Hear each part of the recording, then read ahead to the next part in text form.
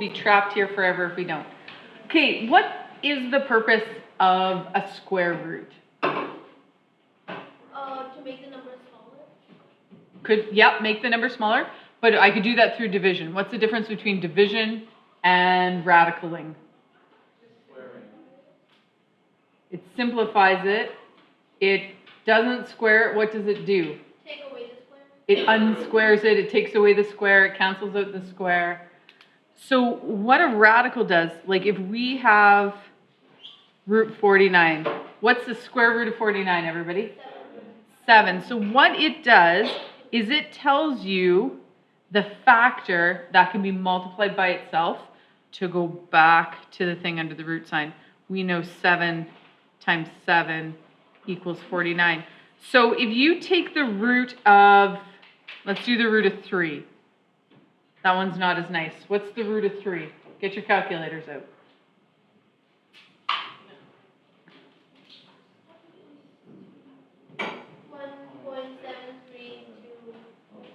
I didn't have this number.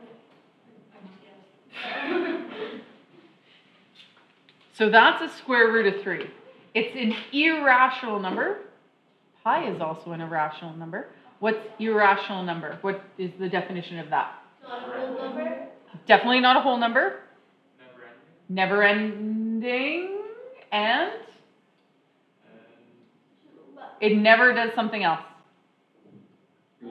Repeats.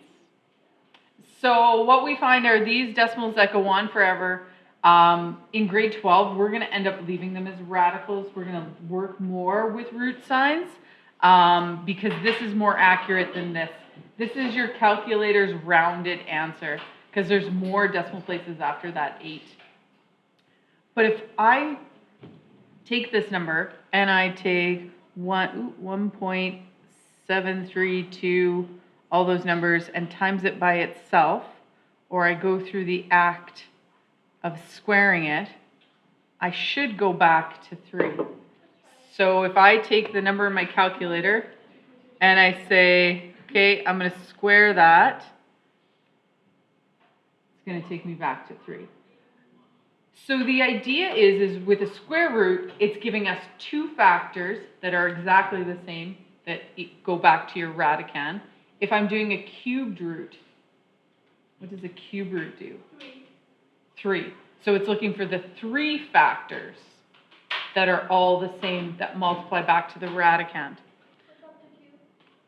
I call it a 4th root. I don't think it has a fancy name. Can you guys find the cube root button on your calculator? And I'd like you to do the cube root of 8. Anybody know what the answer is right off the top of their head? 2 is the answer. It's a shift function. It should be a second function button.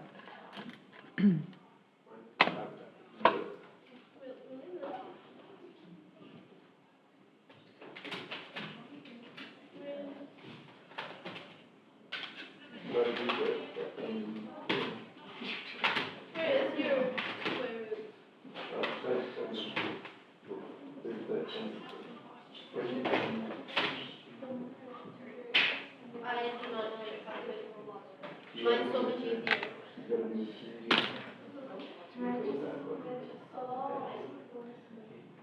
If you have this calculator, it's really hard to see. Let me turn on the light.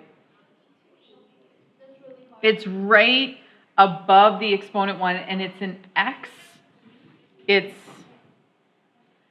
an x root. It looks like that in my calculator. It's a second function button. So what I have to do in this one is I have to tell it what kind of root first. So I want a cube root.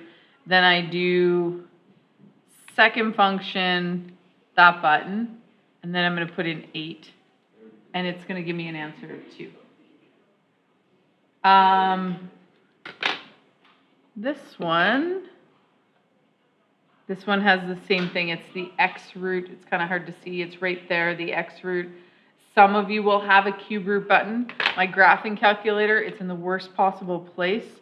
I got to go to math. I got to go down to option 4 and then put in 8, and I get the answer of 2. So So depending on what type of calculator you have will depend on how you use it. Does this one have a cube root button? Oh, it does. This one actually has a cube root button. So I have an x cubed. And the second function button on it is a cube root. Okay? So depending on what calculator you have, I've got a bunch here that do all different things. It's really important that you have a calculator that you're comfortable with, that you get used to using.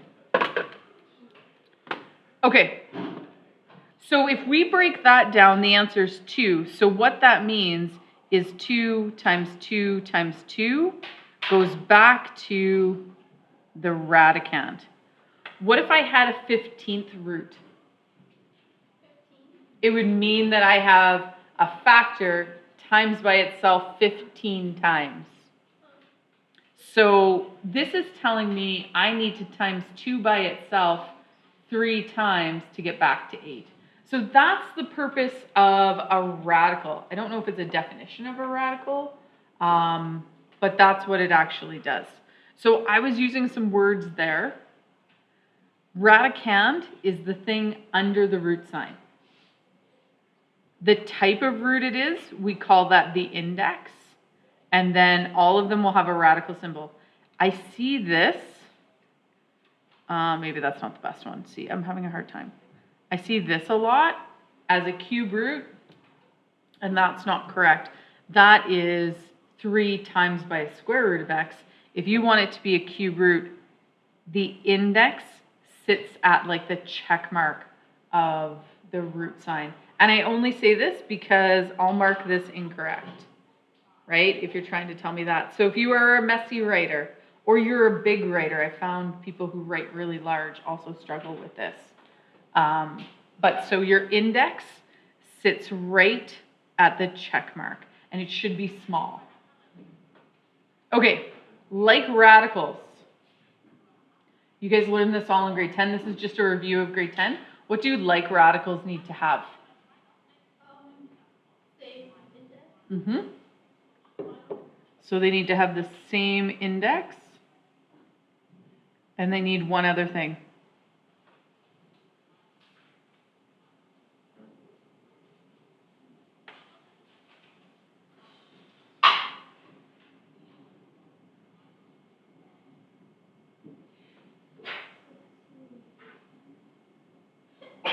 So if I have 2, okay, if I have 2 root 5, so 2 square root 5, that's a coefficient of 2 and a square root of 5. Can you guys give me a like radical? What's radicand? Radicand? The thing under the root sign. Could be root 5. What's another one? 3 root 5. Now, if you have like radicals, we can add or subtract them. So they have to have the same index, they all have to be square roots, and they all have to have the same radicand. So the opposite to that is unlike radicals. And these, the point of this is we can combine those. We can combine them by adding or subtracting. I guess we can do this one too. Do we do the coefficients? Exactly. It's like saying this is almost like a variable, like 2x plus 3x is going to give me 6x, but this would give me 6 root 5. I'd have 6 square root 5s. So we can combine those if they're like radicals. If they're unlike radicals, so if I have 2 root 5 again, what's an unlike radical? Sure, perfect. 2 cube root 5. So although they have the same radicand, they have different indexes. One's a square root, one's a cube root. I took down my perfect squares and perfect cube charts. I'll have to throw them back up. I'll put them somewhere. So these ones we can't combine. Okay, those ones we can't combine. Okay, your radicand, that's not a true story. What's a different way of saying non-negative? Positive. There you go. And it's not an actual true statement. So we're going to add into that. So radicand must be positive if it's an even index. So give me an example of an even index. 2. 4. 4. So we're looking for square roots, 4th roots, 6th roots, 100 roots. I don't think we're looking for 100 roots. That's not fun. 2 times 2 can be negative. Because there is no value, if I take the square root of -4, there's no number that multiplies by itself to give us a negative as an answer. So it applies to even index roots. Okay, let's talk restrictions. I feel like we did this in grade 10, but I didn't teach grade 10 this year, so I really can't remember. We did this last year, I think. Restrictions. So if we know that we have an even index, so it's a square root, it's an invisible number 2, and there is no single index, and there's no index of 0. Weird. It starts at 2. Never really thought of that before. What we know is if it's an even index, the radicand, what's under the root sign, must, be positive. So we know that 4 minus x has to be greater than 0. Now you guys did this in grade 9 for sure. We did. I taught grade 9 this year, so I remember this. We learned how to solve inequalities. They're exactly like solving equations. I want to get x isolated. So if I subtract 4 from both sides, negative x greater than -4, I don't want a negative x. I'm going to divide by -1. Divide this side by -1. X is less than 4. So when you divide by a negative coefficient in an inequality, the direction of the inequality changes. If it's a positive, it doesn't change.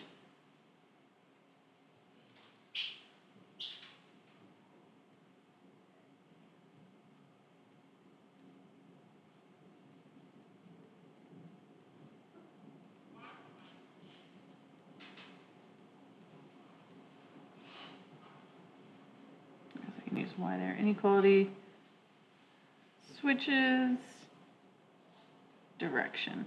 Now, some of you know that. Not a big deal. You already know that.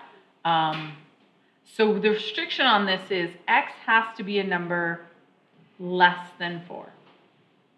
X has to be a number less than 4. And the reason why we use an inequality here is because there's many answers. There's not just one answer.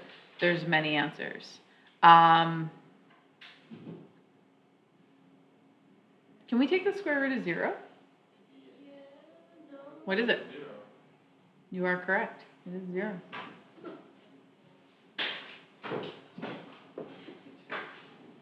So if it can be 0, we should have an equal sign on all of these. Because if it can equal 0, which you just told me it could, we all believe Vishwa. I believe you, because you got it right. You're golden. We're believing you for sure. If you guys substitute 4 in here, what's 4 minus 4? 0. Hopefully a 0. Square root of 0, you told me was? 0. 0. Okay. Give me a value less than 4. 2. 0. All right, I love you guys. Let's go with 0 because it's nice and easy. What is 4 minus 0? 4. What's the square root of 4? 2. Brilliant. Right? So it will always work. It will always work when it's a value less than 4. If you put 5 in there, what do you get for an answer? -1. Nope. -1. Because this would be 4 minus 5, so it'd be -1. Can I take the square root of -1? Your calculator is going to give you an error. So I'm going to ask you, state the restriction. and you got to look at what it is that's under the root sign, and you're going to set it. So the radicand, Is it gonna be like positive every time? Like, do we have to make? if it's an even root. If it is a cube, if it's an odd root, it doesn't matter. Then what would be my? There'd be no restriction. Because you can take the cube root of -8. You get -2. It's only with even roots. Okay, let's keep trucking on. We got math to do. Okay. Do you guys remember this? A little. A little? We're going to simplify radicals. Like numbers. Okay. So in order to work backwards, you guys told me that the opposite to a square root, it cancels out what? A square root cancels out a square, an exponent of 2, right? So if I want to put this into a whole radical means all the numbers are under the root sign. If I want to put this all back under the root sign, I got to do something with that coefficient. So I'm going to take the coefficient, I'm going to square it, and I'm going to square root it. And then it gets multiplied by root 2. So that's what I'm going to do to this one. I'm just going to rewrite that one there. What is 7 squared?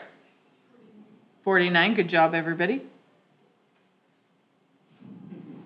Now, if these both have the same index, and this is tomorrow's lesson, we keep the index and we just multiply the radicands.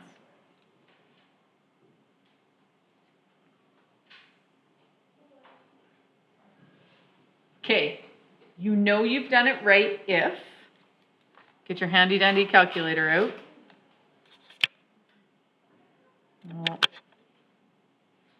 And take the square root of 98, and then I'm going to times 7 by the square root of 2. And if I get the exact same answer, I've done this correctly, which I do. So really what you're saying is these two things cancel out. You're just changing the look of the number, you're not changing the value of it. Because if you take the square root of 49, where are you? You're back at 7, right? But we want to make this a whole radical, and a whole radical is everything under the root sign. Okay, now this one, it's kind of hard to see, but the 4 isn't an index. The 4 is an exponent. So we're going to do it with just letters. What kind of root do I have? Square root. What does the square root cancel out? A square. So we took the coefficient, we squared it, and applied a square root to it. So we're going to take a to the exponent 4, we're going to square it, we're going to put it under a root sign, and then we're going to rewrite the thing that's under a root sign. So here are your exponent laws. This is a lot of grade 9 stuff. The atom, I think. Nope. Times it. Times them. Yep, this is power of a power. So when one's inside, one's outside, we multiply these together. So we're going to have a to the exponent 8.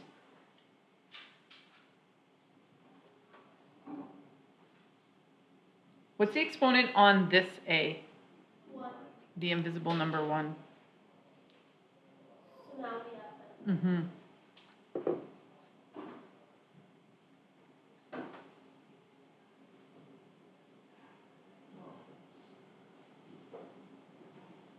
And I'm just assuming you all remember your exponent laws. A little. Yeah? It's like, meh. When one's inside, one's outside, there's not 2 bases there, multiply them. When there are 2 bases, add them. If we're dividing, what do we do to them? Subtract them. Okay, what's the index on this root sign? 3. So a cube root cancels out a cube. So before we were dealing with square roots, so we squared everything. This we're dealing with a cube root. So we have to take my coefficient and cube it, and then put it under a cube root sign.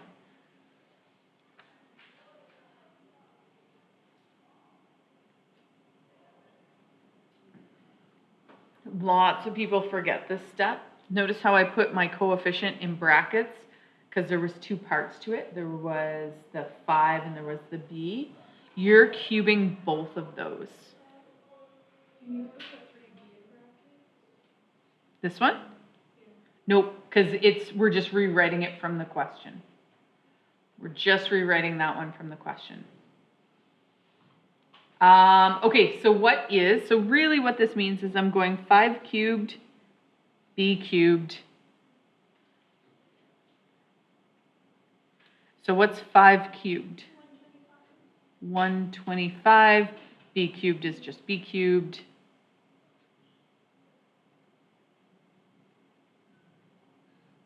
$125 times 3. 375? Question mark? And b to the exponent? 2, no, 3, 4, 5. We're going to work on our adding any day now. It's going to get easier. We have the 2 separate bases of b, so we're going to add the exponents. Can you not? Hey! They told me to come bother you. Do you have like an adapter for MacBooks? Like a USB-C to USB? No, like seriously, I just had it.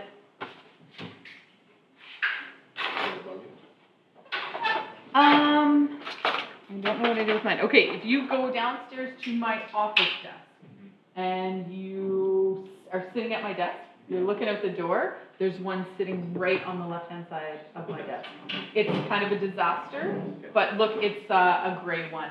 Sure. Okay? Yeah, thanks a lot. What did you need? Like I've you. seen they like Mr. Verity has like a USB of like units basically. Oh, but okay. I have a MacBook, so it has a USB-C Yep. thing. So And I think it'll be a big square. one, and the USB is on the side with the cord facing out of it. Like, Okay?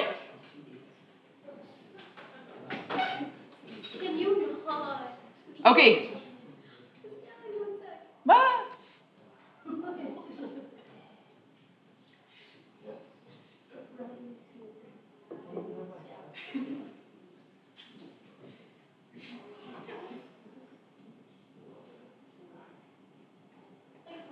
Am I good? Yeah. Okay. So now we're going to do it the other way. We are giving you a whole radical, and I'm asking you to simplify it. This is what you are going to spend the majority of your time doing. This is going to be what you end up having to do. So you need to know your perfect squares. So what we do is we look at 52, and we get really purposeful about its factors. I am only going to see if 52 is divisible by perfect squares. I really don't care if it's divisible by 3. 3 is not a perfect square.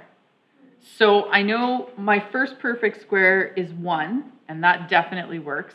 What's my next perfect square after 1? 4.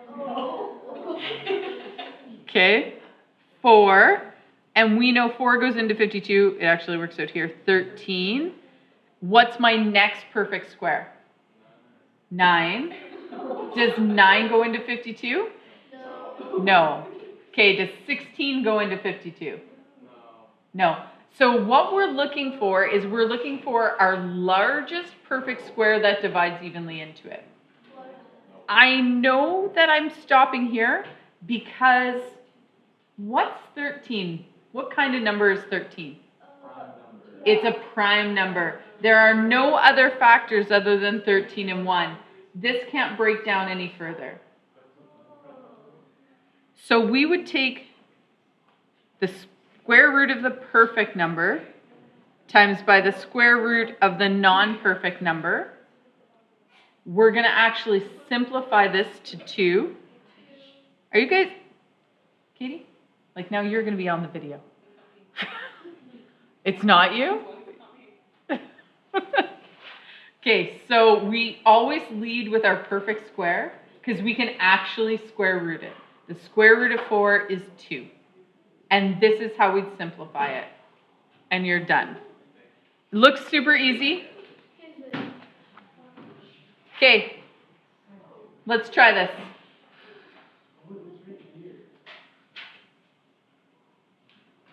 Okay, I'm looking at 200 and I'm being purposeful. My divisions are purposeful. I want specific factors.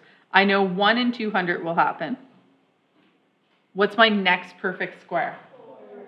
4. Good job, you're learning. And what's 200 divided by 4? Okay, so that works, which is exciting. 9. Does 9 go into this? No. After 9 is 16. Does 16 go into this? No. After 16 is 25. Does 25 go into this? Yes. Yes. 25 and what? 25 and 8? Okay. The reason why I know I can keep going with this is 8 a prime number? No.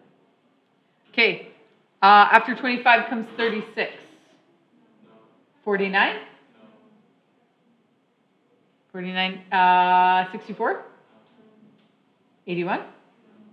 100?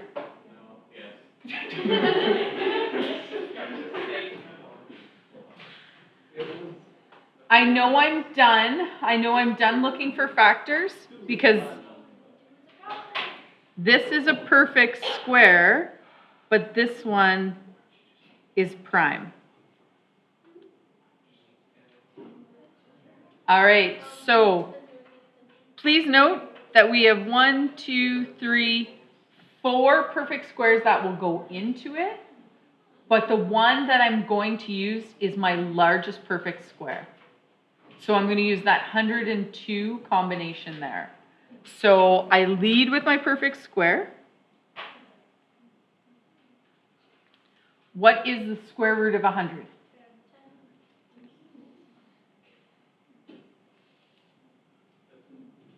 That's it. You guys are magical at doing the numbers. Where we struggle though is with the letters. Okay? So we're gonna be really purposeful with this. I've taught it a couple different ways, and people don't. I don't know. I'm gonna start with the easiest way, and then I'll show you how to do it faster. Faster isn't better if it doesn't make sense. All right. So I'm going to expand C. I'm going to expand C into repeated multiplication. So I've got C times C times C times C times C times. I can't. I got to do math. 1, 2, 3, 4, 5, 6, 7, 8. Okay. Now you guys told me that a cube root cancels out a cube, correct? So I need to group these in groups of 3.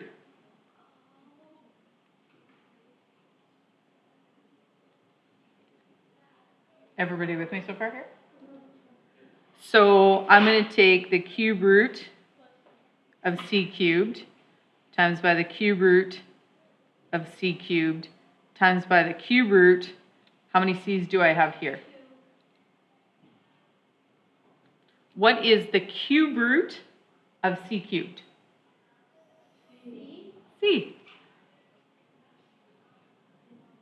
Can I take the cube root of C squared? No.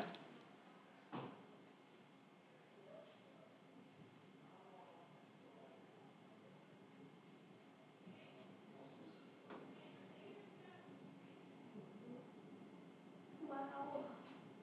That's the easiest way to tackle. What if your number's too big? Like it's C. Fair, like C to the 50th or something like that, that you're not going to do. Okay, so I need some paper. Somebody stole my paper.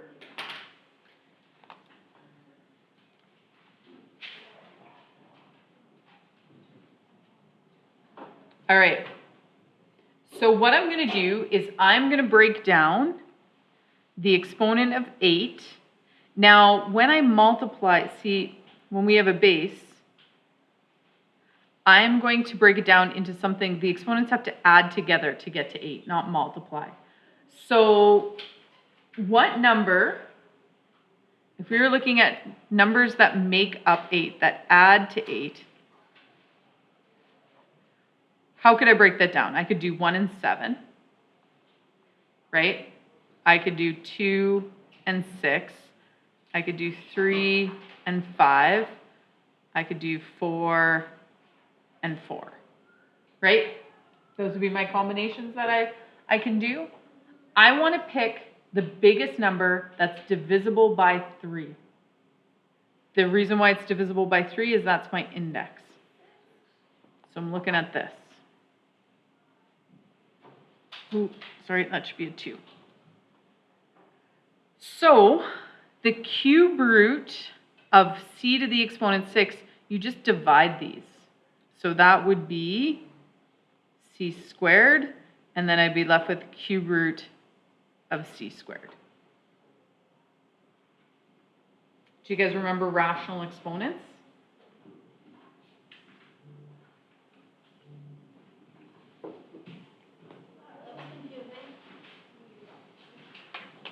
I find this one easier.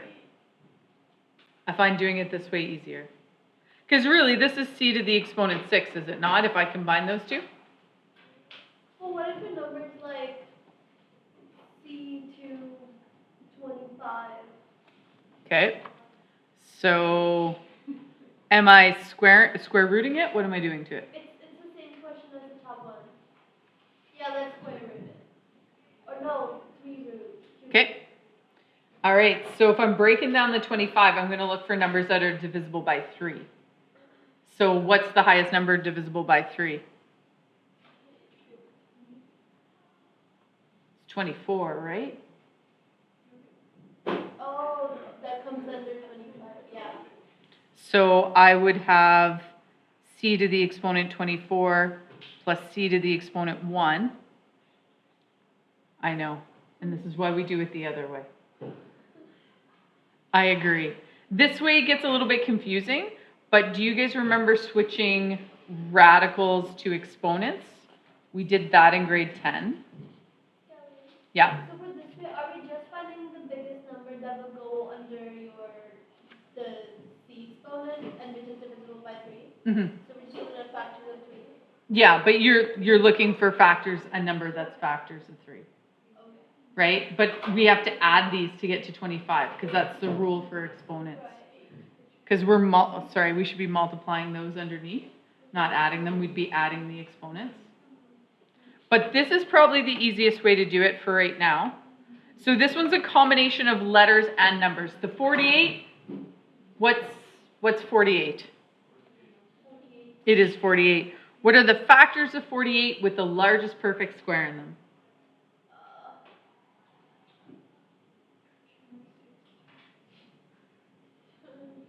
4 works. 16 works. What's 4? 4 is 4 and 12. But I know 12 isn't prime yet, so I know I can keep going. Rory found it. 16 and 3. So 3 is prime, so I know I can stop.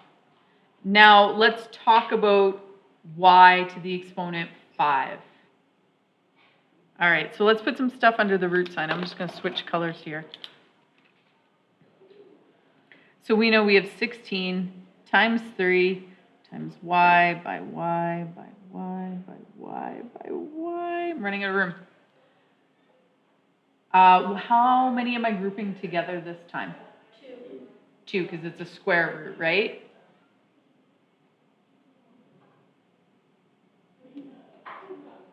All right, so I'm going to put all my perfect square stuff up front. So I'm going to have, well, root 16, root 3, root y squared, root y squared, root y. And now I'm going to square root the things I can easily square root. Things I can easily square root. I can easily square root 16, y squared, and y squared. I can't easily square root 3, and I can't easily square root y. So this will be 4 root 3 y, and root y. Now all these things are multiplied together, and the cool thing about multiplication is it doesn't matter what order things happen in. So I'm going to put all my roots at the back of the bus.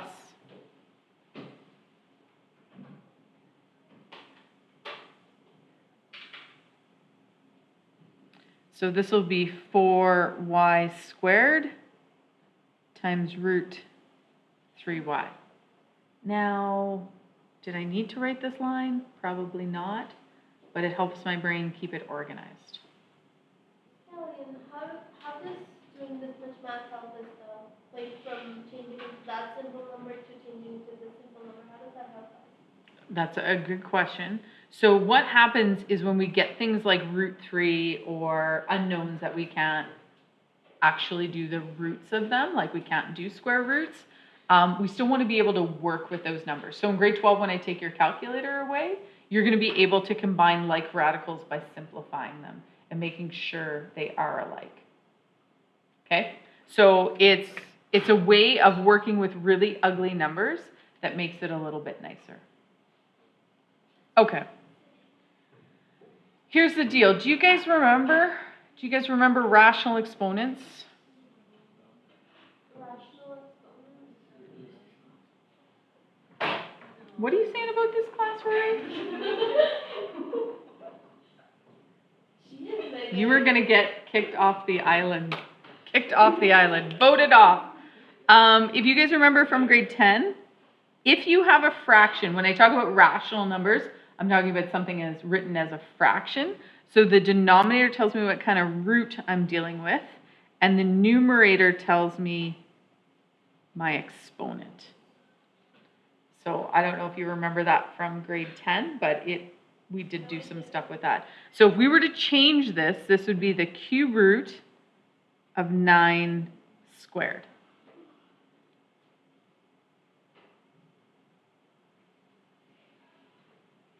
Okay.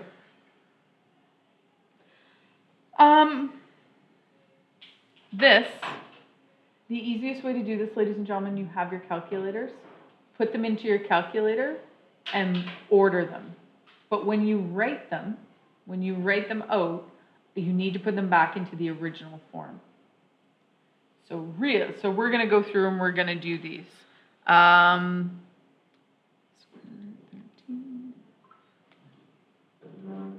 So this one works out to be like 14.422. 8 times root 3 is 13.856. 14 is just 14.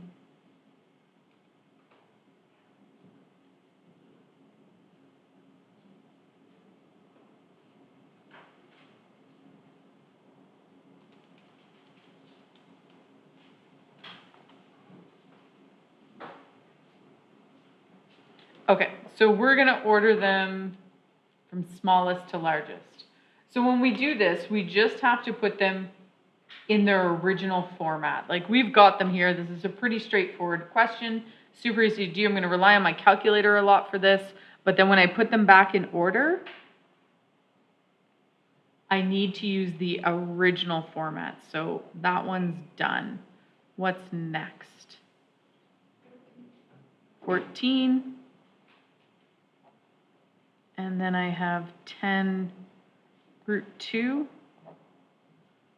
And then I have root 202. And then I finish off with 413 to the exponent 1/2. So that's pretty much how I would tackle an order question. I'd use my calculator for most of it, but then when you're just putting it back together, you have to use the original formats of the numbers. Okay, addition, subtraction of radicals. They must be like radicals in order to add or subtract them. What do like radicals have to have? Same exponent and same radicand. Same index, Yes. same radicand, right? So when you look at this, you're like, they're not radicals, they're not like radicals, I can't do anything with it. Can you simplify the 50? Yeah. What two numbers do you see right away in 50 that are perfect squares? 25 and 2.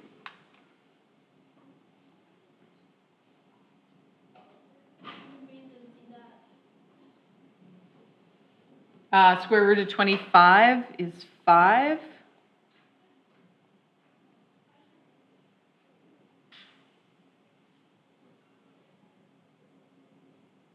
Okay, I'm going to give you guys 2 minutes to do the next one. I'm actually putting a timer on my watch.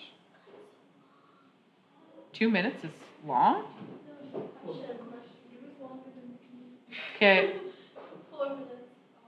I don't think you need 4 minutes.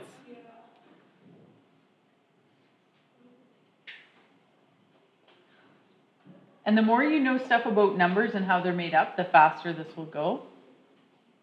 Like, what do you know about 27? Multiplying. What are the factors of 27? 9 and 3. 5, do I need to simplify that anymore? No, it's prime. Wait, what do I do with the negative then? Do I just keep it there? It's gonna be The negative's going to be outside, right? It's like saying negative x.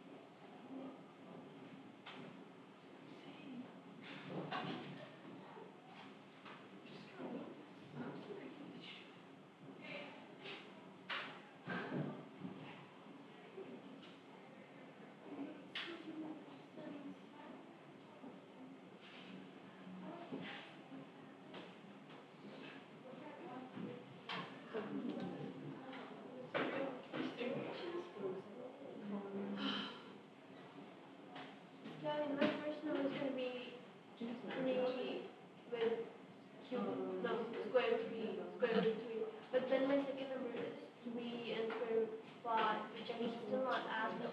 Correct. Okay.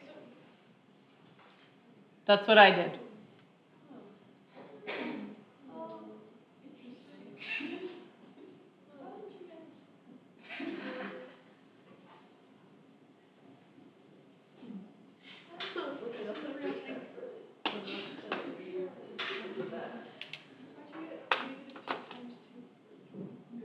Well, there was a 2 already there. So the subtract 2 stayed, and then I broke 12 down into 4 and 3. That's a really easy mistake to make when there's a coefficient and they're the same number as your simplified root. So as soon as one of my number goes in and the other number is prime, I just stop. You're good to stop. Yeah.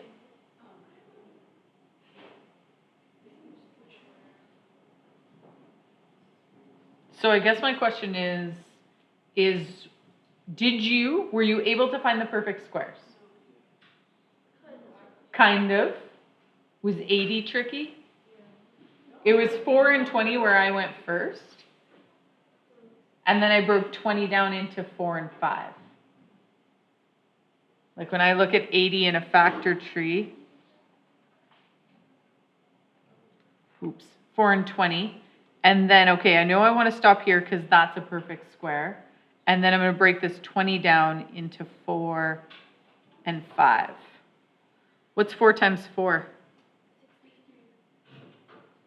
16 times 5 brings me back to 80.